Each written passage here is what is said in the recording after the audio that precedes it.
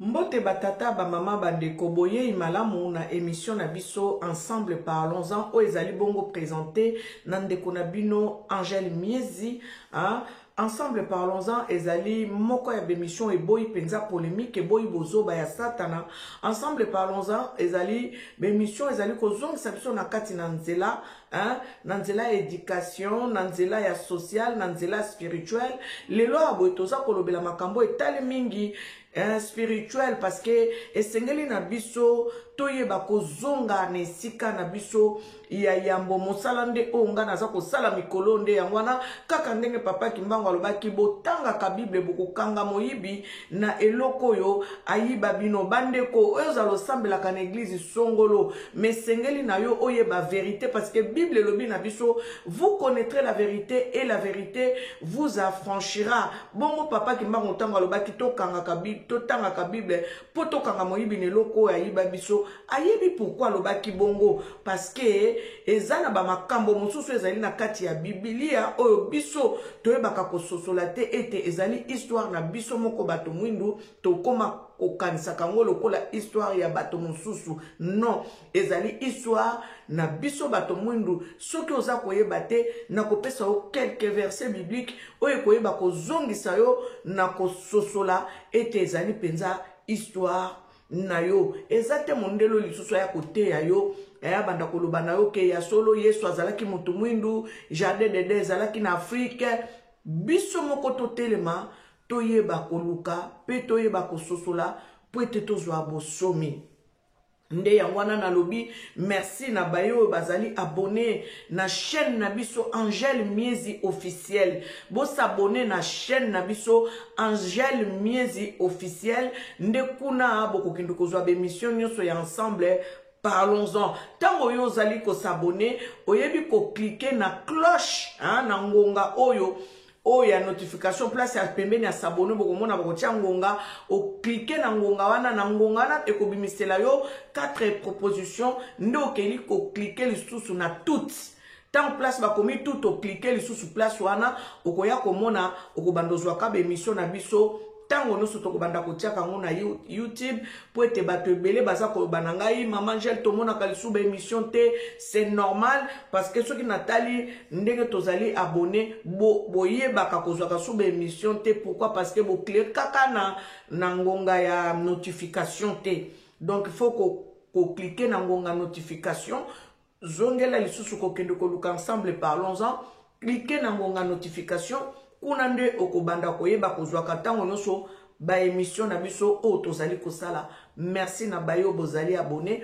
merci na bayo bozali ko partager émission na biso pe o baza kolobela émission na biso merci na bino bato nyonso boza ko benga pe boza ko commenter pe ata ozwi courage ko benga te moza ko commenter na tanga ka ba commentaire nyonso soki likambo ya ko commenter ezali oko commenter oyo pe ba yebi makambo esengeli na lobela bakoki pe ko benganga na numéro nanga soko ke na description okende kokuta numéro na ngai personnel ezalaka wana na koyanola yo soki na koyanola yo te musala moyena zo telefone ezate soko tikelinga voice na WhatsApp na koyebaka koyanola bato nyonso babenganga batikela nga ba voice en tout cas je fais de mon mieux pour répondre à tout le monde.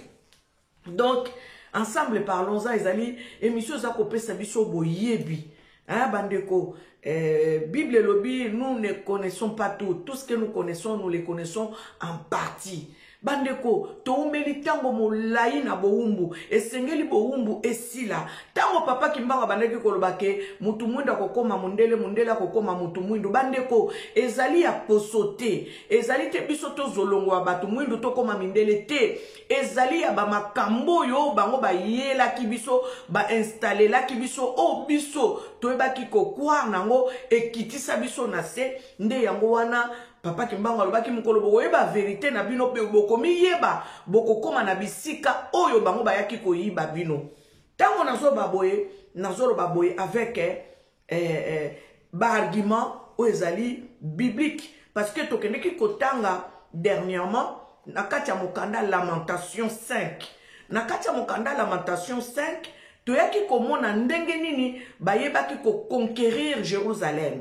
Et avant cela, je vous ai dit que Jérusalem ezalaki habité par des Noirs. Quand on parle de la conquête de Jérusalem, ça veut dire que na kati ya mboka wana batu bayaki bayebaki ko conquérir ango pe bayebaki ko assujettir bato bayebaki ko zala na kati na mboka wana bande ko soki toko tanga bien lamentation bokoyeba ko comprendre ete bato yo o bayebaki ko boto la Jérusalem bakomaki ko lela ndenge toza ko lela ti lelo bakomaki ko lela balobi bozuna biso ekeye pa ba étranger tokomi ko somba lipa na pasi komela mai na pasi bandeko ezalinde kaka ba même histoire yangwana oyo tozali kotala ndenge bayebaki kozwa bana Israël en captivité oyo bayebaki kozwa bango bayebaki komema bango na Babylone ezaka katango bayebaki ko assujettir bango bayebi kozwa bango na boumbu babomaki o bakomi ko bakokaki ko boma bandeko bato bakufa ebele bakufa parce que soki tozo tanga Bible nde place tozo comprendre que place balobi ba o bayebaki ko échapper na épée nde bango wana nde siko bayebaki kozwa ba o bazaki ba beau de figure ba o bayebaki kozala ba vigoureux ba o bayebaki kozala mayele nde bango wana bayebaki kozwa ba récupéraki bango po bakende kosala na palais ya roi ndenge totangi lisapo likambo ya Daniel Daniel Shadrach Meshach Abednego bakendeki kosala sikoyo na compte ya roi balobi bazwa bato baza na capacité ya kosala na kati ya palais ya roi. Dernièrement, natangela kibino likambo ya Nebuchadnezzar oyo ayebaki kozwa ba ustensile nyoso ya bana Israël ayebaki komemango na Babylone. Donc ba makambo yo bandeko isengeli totanga Bible eza histoire na biso nazo repetango mikolo nyonso parce que eza bongo esengeli na yo kokende kotanga ndoko yeba ko comprendre. Ete Bible ezali histoire na yo moko ata balongola ba page balobi Bible ezalaki na 116 pages mais totikala na même pas la moitié de livres na kati ya Bible po nini balongola ba livre nyonso po nini soki batikaki nyonso tokoya koyeba ete histoire yango eza kaka histoire na biso moko oyo bango bayela biso na kati ya Afrique mais babongola yango ça veut dire que bamema biso na gauche au lieu que bamema biso na droite. Bien aimé, avant nanga ya kobanda nalingi nazongisela bino kaka élément moko mais otomi bale na luka elemango bongo na koyeba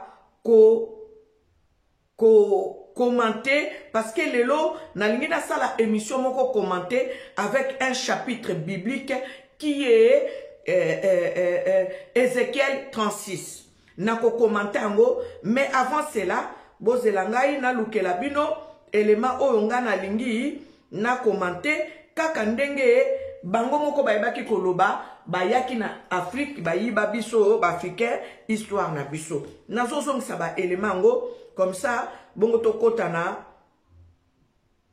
na émission na biso na ko bandela epai ya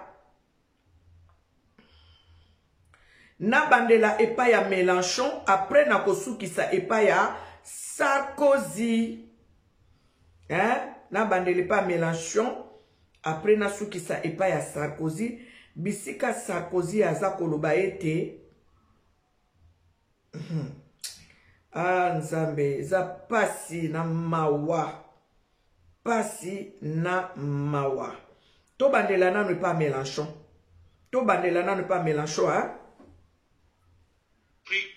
se sont fait voler. Les nations et les peuples d'Afrique se sont fait voler. Sur le continent où l'histoire humaine a commencé et a connu ses premiers développements civilisationnels qui ont ensuite formaté le reste de la civilisation méditerranéenne. Nous allons... Boyoki, natieli bino nanwana, siko nazotila bino elema moko, TikTok bande kokota ka TikTok te, okende kokota kaka kotala kaba makamba buzoba, na. Kende ke TikTok, talaka makambo yo, oye kopesa yo mayele oyo kofongola yo mayele bongo okoyeba ko comprendre mokili yango oyo biso tozo vivre ezala ndenge nini etambusama ndenge nini. Bozelanga nazoluka elema moko oyo ya Nicolas Sarkozy eza na kati ya galerie na ngai nazoluka ngo tellement naza na ba elema ebele mais nakomona ngo problème eza te. Bisika Sarkozy aza koloba mundele aya epa na biso alongola biso bomoto na biso ayiba biso bonzambe alongola biso nakati ya bonzambe ba verite yango YouTube soke ya poete biso tozwa mayele bandeko makambo batangisaka biso te na klasi tokomi kozwa ngo na kati ya YouTube kota école ya YouTube ndeko na ngai kota école ya YouTube école ya YouTube eza bien soki yo ozolanda na ndenge yango esengeli mais soko kota école ya YouTube ya buzoba okoreusir te kota école ya YouTube oyo ezopesa yo mayele nazo lukela bino elema ya Nicolas Sarkozy bolimbisi makasi po naza tellement na ba image ebele na galerie nanga esali ete nazo mona ngo te mais c'est pas grave je vais continuer à chercher ou soki nazo yango menaninga ki pendana tiango avanga ina banda kokota na émission nanga bolimbisi makasi bolimbisi penza bokolimbisa ngai bokolimbisa soki na moni yango te c'est pas grave prochainement nakoyeba kotiela bino yango nakoyeba kotiela bino elema wana Nicolas Sarkozy mais bokokendo kotala na elema mususu naza nango oyo nayebaki kotia Sarkozy aza kolobea mundela yaki na Afrique alongoli ba africain bomoto na ye al détaché africain na bonzambe na ye nde wana nde bokendo kotala ngo émission oyo nayebaki kosala ya numéro 138 soki na se trompe te ezali numéro 138 bandeko nazotangela bino lecture commentée ya Ézéchiel 36 bisika toko yeba bomoto na biso bisika to wuta nini basala na biso botangaki lamentation dernièrement bisika baza kolobela biso la conquête de Jérusalem oyo ba israélite bazolela lolenge nini bakomaki ba wumbu nde bisika wana toke kotanga na Ecclésiaste 10:7 nde bazolobela biso j'ai vu les princes esclaves sur les chevaux et les esclaves, en fait, j'ai vu les esclaves sur les chevaux et les princes marchant sur terre, à pied. Donc, ça veut dire que bateau yo ba yaki et pas na biso ba yaki ko conquérir. Boko comprendre que ba verset on nyonso nazo pesa bino izo bala na ba verset on a ligne na tangela bino na Ézéchiel 36. Bandeko, tango ngai na bondela na chambre nanga mukolo mususu na bondeli na sisi ko bondela na zu Bible na bandi ko tanga nzamba memi ngai na Luke 3 kuna na Luke 3 bandeko na tangi ndenge zalaka ko fongoli Bible aussi ko tango fongoli boyo par hasard na ke ko koya na Luke 3 na Luke 3 wana tango na bandi na tangi na silisi na yoki neti mutu sima na ngai na kati ya chambre binanga est-ce que tu as compris ce que tu viens de lire? Ngana lobi kati na ngana bi j'ai compris. Alobi non, au comprendre te. C'est comme si la personne était derrière moi. Alobi au comprendre te. Tanga lisusu. Na bandi ko tanga liki toi wana ti de verset 1 ti na koko koma na ba verset 35, 36, 37. Kuna oke komona makamba généalogie à Jésus. Bazolo banayo fils de Mena, fils de Sala, fils de Matusala. Sukoyo mongongo e bandaki kolobela ngai etuni ngai est-ce que bando bandako sambela na l'église est-ce que so yoka bateya na généalogie à Jésus fils de Mena fils de Sala fils de Matusala ngai moko place nazaki na banga bandeko nde place yo ngai na komaki ko s'intéresser lokola nzambe ye moko avisitaki ngai amemanga na mozindo ya makambo ndenge wana mpo nzambe abandaki kolobela ngai na bavoix audible na moko na kovanda boye omona amemi mayele na nga abandi kolobela nga regarde ya sa siko nakomi kodiskute na nzambe nalobi makambo nzambe ozolakisa nga ozofaire comprendre nga nakobandela ndenge nini alobi na nga tu vas le faire nde bisika o ngai nakoma kisuko koluka ko comprendre bandeko tango na bandaki koluka ko comprendre nde bisika oyo nakoma ki ko s'intéresser suko na makambo ya papa Kimbangu bandeko ezali pasi pe mawa parce que tozana retard ya makasi nde yango moni même na l'église balobelaka papa Kimbangu te ba pasteur ba yeba makambo papa Kimbangu asala na kati ya Kongo wana papa Kimbangu atambola likolo mai bozela natiela bino elema moko mundele moko azolobela papa Kimbangu kokamwa mundele akomolobela papa Kimbangu me mutu mwindu avanda na ekobe na ye na esika na ye na église na ye soki balobeli Kimbangu amoni yango neti tabou mais ça fait partie de votre histoire. Eza mawa pepasi nde yango wana bomoni nakomaki ko s'intéresser na yeba papa Kimbangu asala nini papa Kimbangu aloba nini nde bisika nakomaki ko s'intéresser nde yango wana na moni na zwa etinda wana ya kolobela ka papa Kimbangu tango noso parce que il faut motonyoso ayeba papa Kimbangu asala nini boyoka mundele oyo boyoka mundele oyo na lingie mingi parce que na TikTok na ye alobaka makambo eza kopesa batu mayele au moins azolobela makambo ezopesa batu mayele oleke tokende kotalaka ba makambo buzoba vraiment biso batu mundo eza pasi eza vraiment pasi mais to lembate to continuer biso mutu tozui courage ya kolobelaka to lobela Kimbangu po batu noso bayeba ye. Aïe.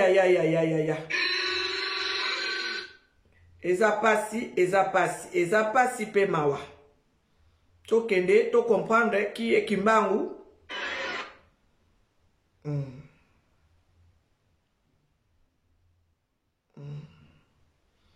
Pour participer. Lelo naza vraiment. Lelo naza na problème ya.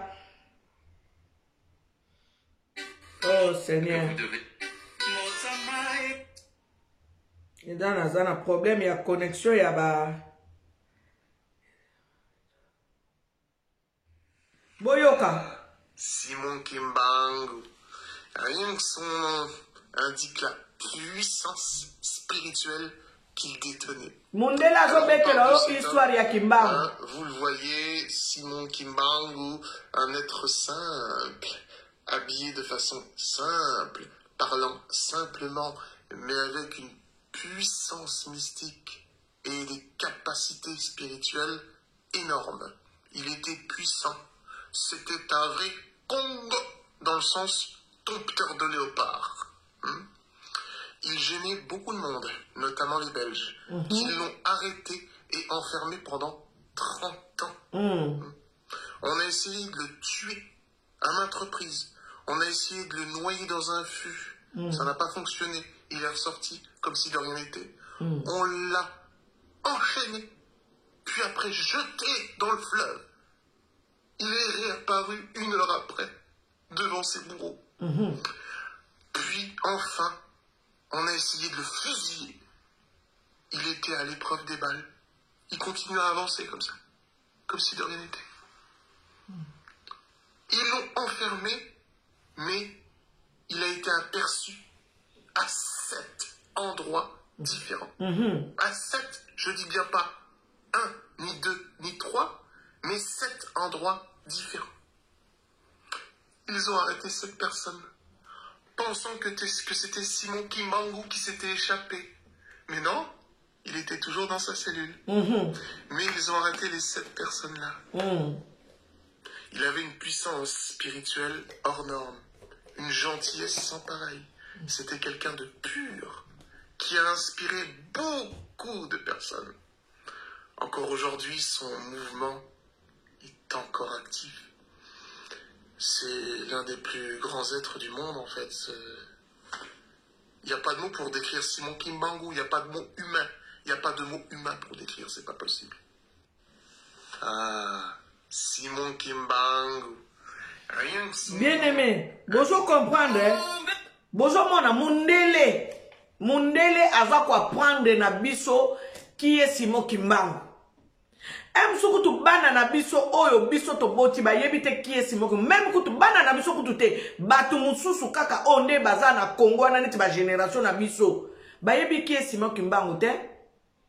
Bozo mona bisiko biso tozonga akasima en fait. Donc makambu na yo moko bazo ya kote yango, bazo ya kote ya yo yango. Eza ka peneti Bible. Makambu na yo moko bazo te ya yo yango epa mindele mais soko tangi okoti na mozindo liloboko ya ko comprendre que te makambo bazo lobelawa eza bango te eza biso. Eza likambo na biso. Bien aimé nazwa ta mingi te nakota siko na mozindo ya verset biblique oyo nga nalingaki natangela bino balobi le rétablissement d'Israël. Le rétablissement d'Israël. Tolobaki Israël ezali yo. Le peuple hébreu ezali yo. Oyo tango balobi oboti tango botaki mingi tango ba siéger Égypte tango de 27e dynastie oh ba pharaon bazalaki noir parce que balobi ba pharaon bazalaka noir ti na 27e dynastie tango bato bazwaki pouvoir après ba noir tango baebaki ko conquérir Égypte antique baebo ko zwa bokonzi na biso ba pharaon o bayaki bakomaki siko ko massacrer bana ya ba hébreu ba hébreu wana banane eza biso batu mwindu nde Moïse balobaka Moïse azala mutu mwindu. Est-ce que vous comprendre? Donc ba pasteur ba sali na nzambe bozana mosala ya kosala kote ya na mangomba ezali kamba sonité ezali kamba ko luka rétablissement d'Israël. Ezali likambo foto luka le rétablissement d'Israël. Oyo bisika bazolo bela biso na makambo ya Ezekiel awa. Bandeko tanga na bandi émission nga oyo bo bandeko mona nzamba sala kama kamna ndenge nae. Nzamba sala mamna ndenge nae. Nde mukolo mususu nzambe aye kolobela nga likamba Ezekiel na sina lobela ngona kala likamba Ezekiel ona bato balanda ngai. Nzamba lobana nga makambo Ezekiel 37 ezalaka peuple noir, c'est toute l'Afrique. Ba Osman de Séché wana ezo représenter toute l'Afrique, c'est l'Afrique tout entière. Il faut nzambe na bon nzambe na ye aya abanda ko zongisa esprit corps âme oyo ba bebisa o Sarkozy alobi na émission na utaki ko sala ya numéro soki 138 soki na se trompete boko kendo komona Sarkozy alobi tozwa âme ya bakoko na bino to longola bino na bon nzambe na bino nde bisika ba komisa biso Ezekiel 37 kende kotanga makamba mikuwa ba Osman de Séché ezali yo africain nde ba komisa o mikuwa ozana âme te ozana esprit te ozana mai te ozana makila te ozana molimo te moto azana molimo te ba diktaka e conduite na ye moto azana âme te ba diktaka e conduite ça veut dire ozana esprit te quel esprit qui nous dirige en Afrique toza ba Osman de Séché nde yangwana nzamba memaki Ezekiel nakati ya ovalia Osman de Séché akende koloba na est-ce que oza kondima ete mikuwa wane ko revivre Ezekiel alobi ne Seigneur tu le sais balobaki mikuwa wana Osman de Séché ezalaki nini alobi ezali le peuple d'Israël et le peuple d'Israël c'est qui? C'est nous. C'est nous qui sommes le peuple d'Israël. Bah vrai peuple d'Israël c'est nous. Les vrais hébreux, c'est nous. Oyo babandaki ko peksa bobo tamite po balobi na Bible balobi babandaki ko boma ba hébreu pharaon bangi alobi bato bazoko se multiplier bele botanga ka Bible nzamba komo zongi sangana makambo bateyanga siko nazo zwango na ndenge siko ke ezalaki histoire nanga ezo pesa nga lisusu makambo mayele mususu tango tango bazo boma Moïse tango azalaki bakwa kaka Moïse parce que maman na kende ko bomba et pourquoi parce que Pharaon lobaki batwana bazo ko se multiplier mingi baleki ebele nde bakomaki ko boma bana nyoso ya ba hébreu wana banani kaka bino batu mwindu nde Moïse azalaka mutu mwindu bandeko pasteur vous avez un grand travail à faire.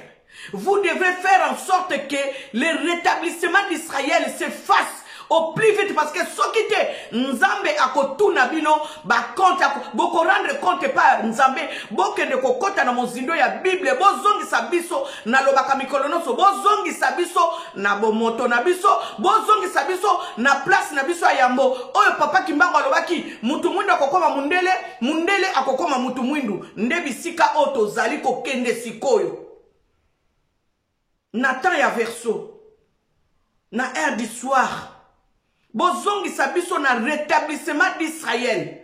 Tozonga na rétablissement d'Israël. Je vais commencer à lire Ézéchiel na chapitre 36. On a lobi na bino makamba osman de séché ezali na 37. Na Ézéchiel 37, boke de kotanga Ézéchiel 37, ezali peuple africain. Quand Dieu parle des ossements desséchés, ça veut dire que ezali na valeur osman desséché, ezalaki peuple d'Israël, oyaloba qui c'est une armée très nombreuse, ezali de bisoba na Israël. Oyo ba boma. Babomi biso na molimo, babomi biso na babnyoso. Ça veut dire que nous sommes des ossements desséchés. Bana nzambe, boyo kelanga ibonzimelanga. Tozaba ossements desséchés parce que tokosale lo côté en Afrique tant que biso tozongi na katia nzela oyo nzamba tracela biso te. Pour bango ba ya kitango bango ba ye ezalaki pote ba boma biso, babomi biso na molimo. Soki déjà babomi bino na molimo. Parce que tout commence dans le spirituel. Nazotanga. Je vais lire la Bible. Soyez patients. Je vais lire et commenter en même temps. Je vais lire. Malheureusement, batumususu bayo kaka comprendre français te mais na koyeba ko limbola muke na o nzamba ko tiaka tenanga na ko comprendre. Soki na sisi lelote to ko continuer émission même en deux parties. Écoutez bien. Rétablissement d'Israël. Et toi, fils de l'homme, prophétise sur les montagnes d'Israël. Tu diras, montagne d'Israël, écoutez la parole de l'Éternel. Ainsi parlait le Seigneur, l'Éternel, parce que l'ennemi a dit sur vous, ces auteurs antiques sont devenus notre propriété. Boyo qui est? Ces auteurs antiques sont devenus notre propriété. Tango bango ba ye pa na biso, ba telemeli biso, ba sijetir biso, ba lobi ba auteur na biso, ki boyaya na biso, ki spiritualité na biso, nyoso ya biso ya bonzambe, ya bokala, ya bokoko, et comme propriété na bango. Nde yango wana tango bango ba yaki balobi botika oyo bazui yango ba memi yango koto oyo bazui mayele na bino bazui ba chapele ba simbisi bino na maboko. Nazo continue histoire. Prophétise et dit ainsi parle le Seigneur l'Éternel. Oui, parce qu'on a voulu de toutes parts vous dévaster et vous engloutir pour que vous soyez la propriété des autres nations. Bozoyoka Congolais. Pour que vous soyez la propriété des autres nations. Écoutez, je continue. Parce que vous avez été l'objet de discours et de propos des peuples montagnes d'Israël. Écoutez la parole du Seigneur, de l'Éternel. Ainsi parle le Seigneur, l'Éternel, aux montagnes et aux collines, aux ruisseaux et aux vallées, aux ruines désertes et aux villes abandonnées, qui ont servi de proie et de risée aux autres nations d'alentour.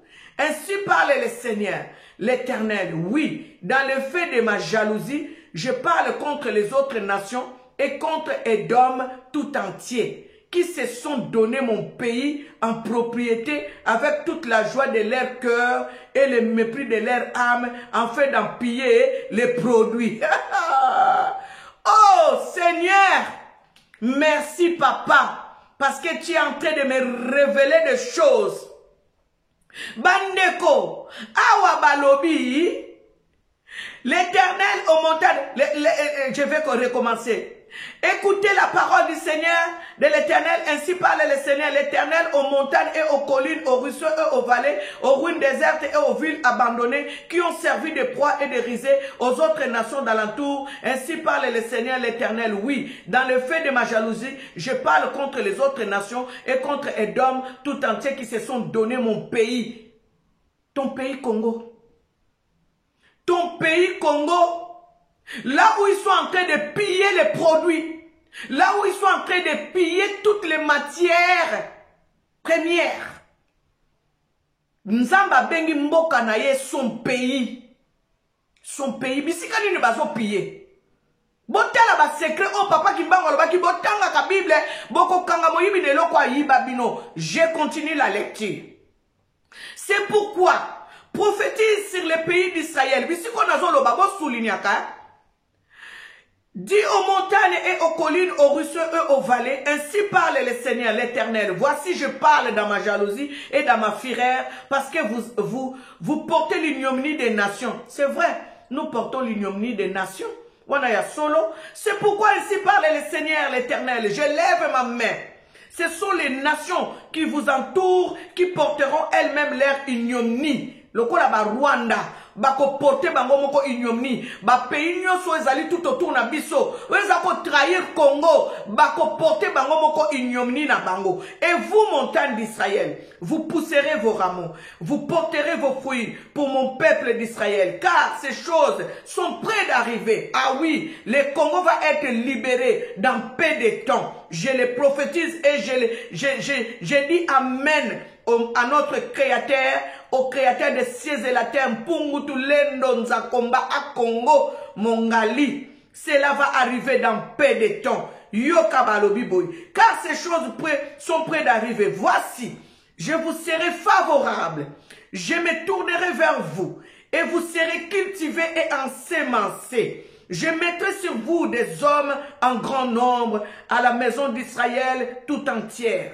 Les villes seront habitées et l'on rebâtira sur les ruines.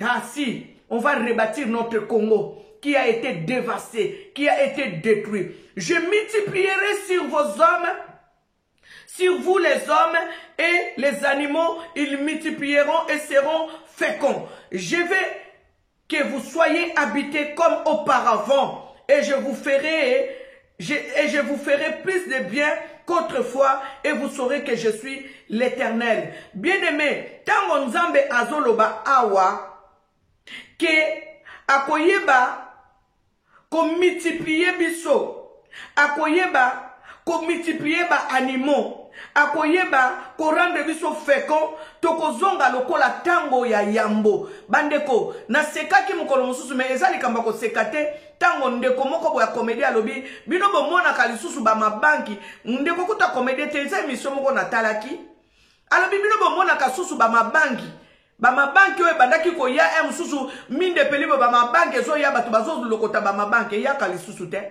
bomona kasusu ba bandonge bandaki ko ya soki ndonge minde peli ba ndonge ye bozo lokote ezala kasusu ezala kasute nzamba silika. Parce que tu vois frontière ya mboka na ye o nzamba bengi mon pays. To fongola ngona banzamba ba paya. Bandeko ko katolika ya ko sala muke, to eko bakisa na ba musulman, na ba bouddhiste, na ba franc-maçonnerie et koti na kati ya mboka Congo, na ba kabali soki juif et koti na kati ya mboka Congo. Donc Congo est comme une poubelle. Yangwana bandeko, tango ekokito yeba le créateur des cieux et la terre. Congo wana ezonga na maboko ya yeme imokeli ya likolo pe na se. Soki to sali bongo nzambe yemo kwa yebi alobi yango awa, il va nous multiplier et nous serons ensemencés, nous serons cultivés. Boyoka, nazo continuer lecture nanga. Je veux que vous soyez habités comme auparavant et je vous ferai plus de bien qu'autrefois et vous saurez que je suis l'Éternel. Je vous ferai marcher sur vous des hommes. Mon peuple d'Israël, Et ils te porteront, ils te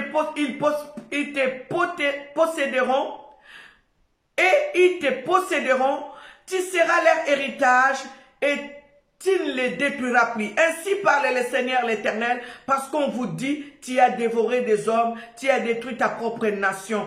À cause de cela, tu ne dévoreras plus d'hommes, tu ne détruiras plus la nation, dit le Seigneur éternel. Je ne te ferai plus entendre les outrages des nations, et tu ne porteras plus d'opprobre de peuple, tu ne détruiras plus ta nation, dit le Seigneur éternel. La parole de l'Éternel me fit adresser en ces mots, fils de l'homme, c'est de la maison d'Israël, quand ils habitaient leur pays, l'ont fuyé par leur conduite. Nous avons fuyé notre pays par notre conduite, par notre façon de faire, par notre façon de vivre. Et par leurs œuvres, leur conduite a été devant moi comme la sueur d'une femme pendant son impureté. Alors j'ai répandu ma fureur sur eux à cause du sang qu'ils avaient versé dans le pays et des idoles dont ils l'avaient souillé. Écoutez, c'est là que je vais vraiment demander votre attention. Écoutez ça. Je les ai dispersés parmi les nations. Quand nous avons abandonné à Congo Mongali, quand nous avons abandonné Mpungu Tulendo, quand nous avons abandonné Mpandajila, quand nous avons abandonné Nzakomba, quand nous avons abandonné Mungwa Mapendo, écoutez ce que l'Éternel Dieu a dit. Je les ai dispersés parmi les nations et ils ont été disséminés en divers pays. Donc ça veut dire à Kaboli bisoto kei bino bomona ba congolais baza partout. Batu mwindu baza partout. Na kwa rekwe mon côté ya monde okoko kende kokuta mutu mwindu te. Mais bango o babengami ba juif alelo, est-ce que baza partout dans le monde? Lokuta baza partout dans le monde te. La preuve en est que mutu mwindu aza partout. Na fon ya bamboko okutu batu bakenda to kende kokuta mutu mwindu. Mais ba juif baza partout te. Vous comprenez, hein? Ba juif baza partout, hein? Toko kendo kotanga. Je les ai dispersés parmi les nations et ils ont été disséminés en divers pays. Je les ai jugés selon leur conduite, selon leur œuvre. Ils sont arrivés chez les nations où ils allaient et ils ont profané mon saint nom. En sorte qu'on disait d'eux, c'est le peuple de l'Éternel. C'est de son pays qui sont sortis. Boyo qui est? Bozo kama bombami. Awa penza na souligner na rouge na Bible nanga. Tango ba tindiki biso ndenge toza bisika nyoso. Bato ba yebi ke toza ba Israélite. Balobi e kasi tala peuple ngwa nzambe bango wana te. Bo comprendre bo tanga Bible bien. Babi kasi peuple ya nzambe ngo ye wana. Bauta na mboka na ye. C'est de son pays qu'ils sont sortis. Merci Seigneur. Merci Yesu nanga Yesu. Pungu Tulendo, merci. Ils se sont, écoute, ils sont arrivés chez les nations où ils allaient et ils ont profané mon saint nom. En sorte qu'on disait d'eux, c'est le peuple de l'Éternel. C'est de son pays qu'ils sont sortis. Et je voulus sauver l'honneur de mon saint nom, qui profanait la maison d'Israël parmi les nations où elle est allée. C'est pourquoi dit à la maison d'Israël, ainsi parle le Seigneur l'Éternel, ce n'est pas à cause de vous que j'agis de la sorte, mais, maison d'Israël, c'est à cause de mon saint nom. Bien aimé, si nous sommes en train de survivre, c'est seulement parce que à cause du nom de notre créateur, le Congo Mongaliwana. Parce que biso ba Congo, nzambe nde azo battre la biso soki toza na bomo itilelo. Pourquoi zo battre la biso? Parce que photo zonga na mboka na biso bisiko to wuta. Nzamba lobaki ako kangisa biso bisiko ayebaki ko tindika biso akabolaki biso a dispersa ki biso nzamba lobaki ako ramase biso, ako zongisa biso, bisika to uta na mboka na biso. Yangwane so sala nga pasi na mawa, tango na zo ka ba Zaïrois, ba Congolais, ba zo teka mabele ya Congo na ba hectare. Par rapport à Israël ya lelo, oh ba tonga lelo, okoki kutu ko somba 5 mètres sur 5 te, okoki te.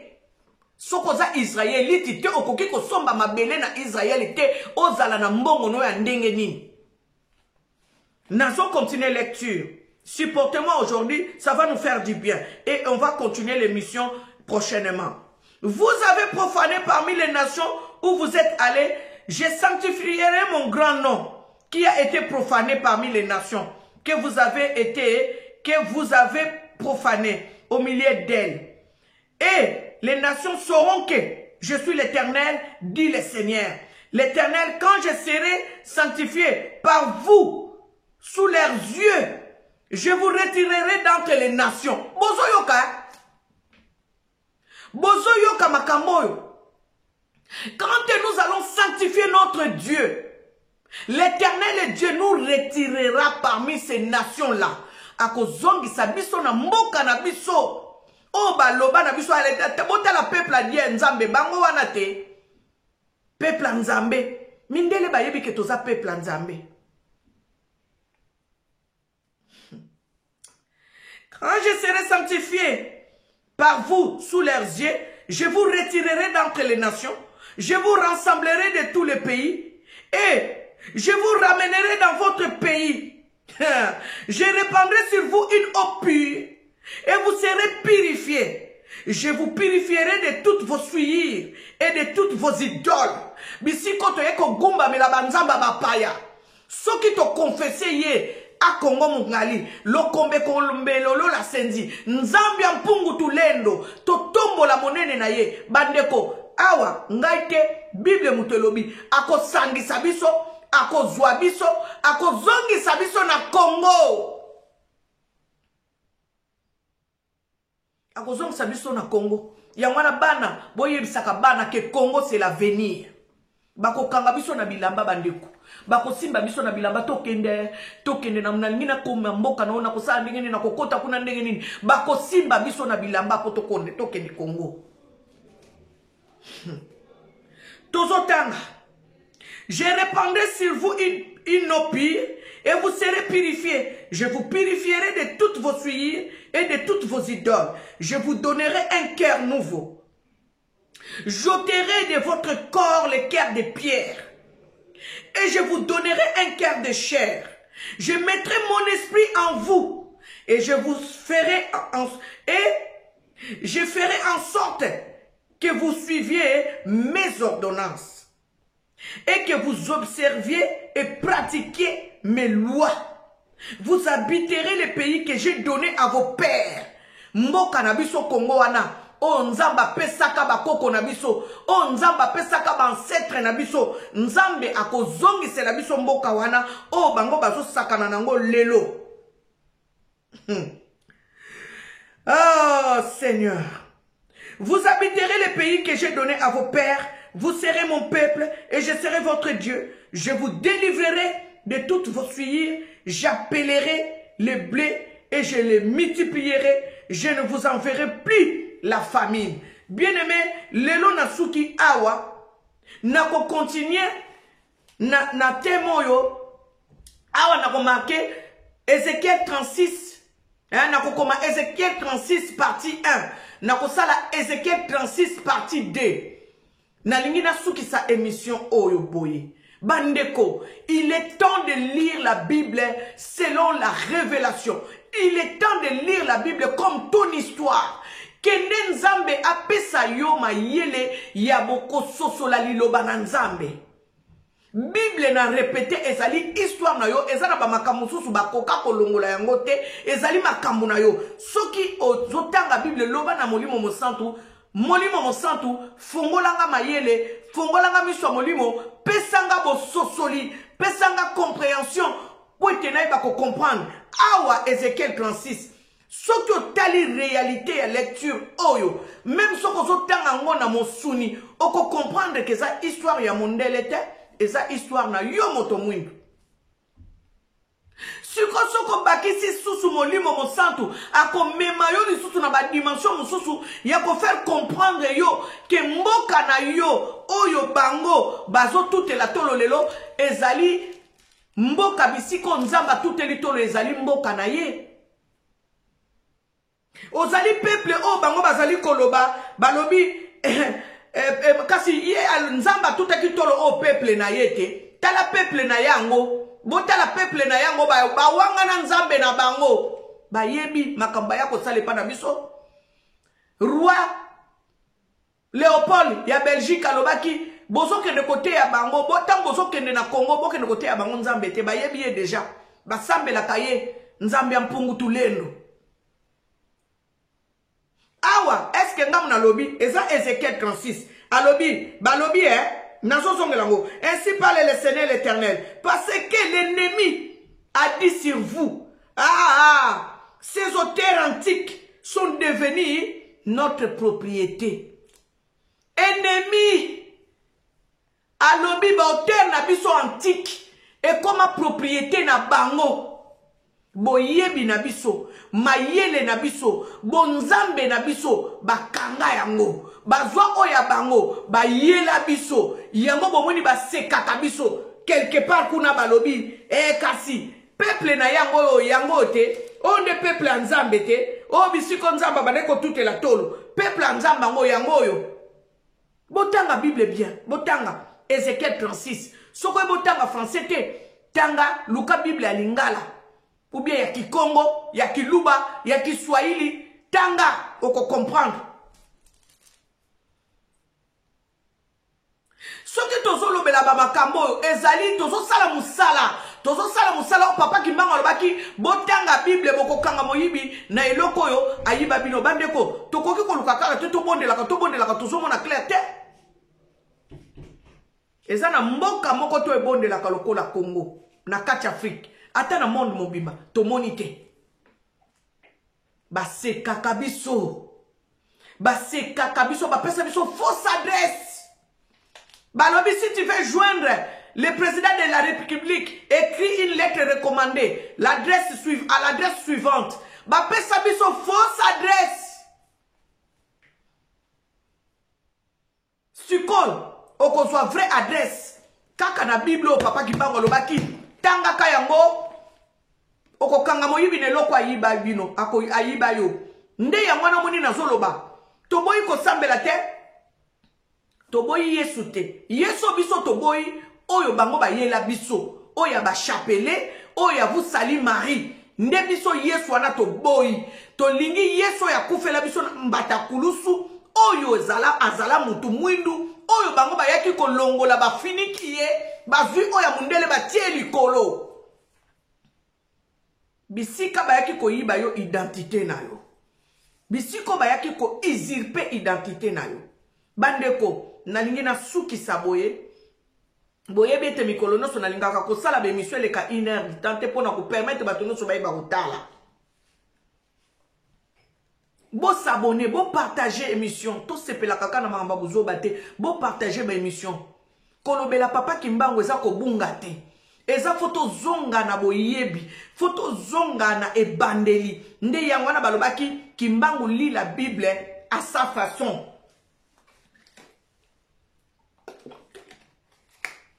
Bisika bakene ko condamné na verdict na ye balobaki Simon Kimbangu lit la Bible à sa façon. Non. Bolibisi Papa Kimbangu voulait nous ramener dans la vérité. Pourquoi Bakangaye à ça là 30 ans? Vous croyez que les Blancs ne connaissent pas, ne savent pas? Ils savent. Mais quand ils parlent des vieux prisonniers de l'Afrique, ils disent Mandela, pourquoi Batanga Simon Kimbangu? Parce qu'il y a ça là 30 ans prison. Na prison moko ya 1 mètre ce qui sur 20 ce qui 1 mètre sur 1 mètre 20 ce qui sur combien nana koko vivre ne sika bongo na place ya kakande wana kaka toilette wana makamuni oso wana pendant 30 ans. Babeta kaye na tongo, babete na midi, babete na pokwa. Bazwa kaye batie na kati acide. Boyeba histoire ya papa Kimbangu. Nini ya sala. Pona nini ya yaki. Boyeba makamba kimpa vita. Nini ya sala. Bolandaka baba emission so pesa biso boyebi. Nazolanda papa Joseph Diambu Kikonga. Po ye azape na boyebi oyo azako partager na biso. Na émission boyebi. Bokende kolanda ye pe. Azaki pasteur na église na ye. Lelo koma kolobela pe Kimbangu parce que papa Kimbangu abimela ye. Bolanda batu lokola ba omotunde. Bolanda lo baba histoire ya ba Cheikh Anta Diop. Bolanda batu ebele batu lokola ba papa Samuel Masambokidi. Bazolo baba vérité moko oyo ezo fongola biso pe miso baze ebele oyo bazo zongisa biso na nzela. Me mutu mwindu lokola alinga kosala ba recherche te mutu mwindu alingi buzoba. Toyebite soki ba vaccin yango moni makambo Sarkozy alobaki yango yo ba détache biso, ça veut dire ba longola biso âme. Ba longola biso âme bandeko. Ba longola biso na bonzambe na biso. Nde yango bozo mona likamba Ezekiel 37 ezozonga. Ba boma biso na molimo mikuwa pambe ko sale loko. Il faut nzambe aya a souffler les 4 vents. A souffler mon pépé na ye outa dans les 4 vents. Ça veut dire que oute ya et souffler katina yo po ozwa vie. Bandeko, aujourd'hui on va s'arrêter par ici. Première partie, Ézéchiel 36. Bakoloba maman j'ai la comme côté oui il faut toter parce que papa Kimbangu loba ki totanga ka Bible tokanga moyibi ne loko yo ayiba biso bandeko to bunga na nzela spirituel donc poto zonga pe na nzela e ko to utiliser kaka makambo yo papa Kimbangu loba ki tokanga moyibi ne loko ayiba biso poso kite to kondimate batu no so bakoba kaka bino kuna bobunga tete to bunga te ponyo zo babongo c'est normal parce que bando botama balaksa o tata moko bo oyo yebi. Yo yebite ke tata oya boko za na yenze aza tata mobokoli père biologique no mo aza quelque part mais mukoloso ba yebiso ke tata abokolo za tata no to kondima te yaya surtout ceux qui sont comme na ba koko okomi na ba koko lolo ba ko yebiso ke tata oya abokola ka za tata no to okondima ngote jamais. Mais ceux qui va révéler, ceux qui maman na yo vandi si ceux qui yo moko nzamba ye koloba no ke te tata oyo abokola yo aza tata no biologique te tala tata biologique no ye wana peut-être yo kondima. Eza passe, eza facilité, mais mamouke to ça l'effort to comprendre le kwana. Posons-nous d'abord la question, pourquoi to bon de la kanzambe mingi to ça na ba résultat mouke. Pourtant awane 36 boyo ki ndenge nzamba lobi Bandeko, maman Gel Miezi est là pas pour que tout kabaninga ko ubie ko kitsa baninga te toza awa parce que na moni ndenge nazaka tellement patriote nazaka tellement na balobine empressement wana na yeba pourquoi l'Afrique ne va pas bien, pourquoi les Africains souffrent, pourquoi vous ne pouvez pas savoir parfois un moment on a des Kinshasa et puis ça a malade comme mon bande qu'on a musunde ba souffrir emsuna mona kama msu papa na Kinshasa kate awa kaka nena koma komona batu mwindu so ina okumba mutu kananga na zo traverser batu mwindu bazo telengana bazo senga bokoki ko yeba te pour ndenge ni na mona pasi bandeko na lobi nzambe pesanga ta musolo bandeko na banda ko longola ta moko na pesa mutu moko ne sengo mais na est-ce que na ko sauver monde entier ce que biso nyoso to lukite biso nyoso to kangolama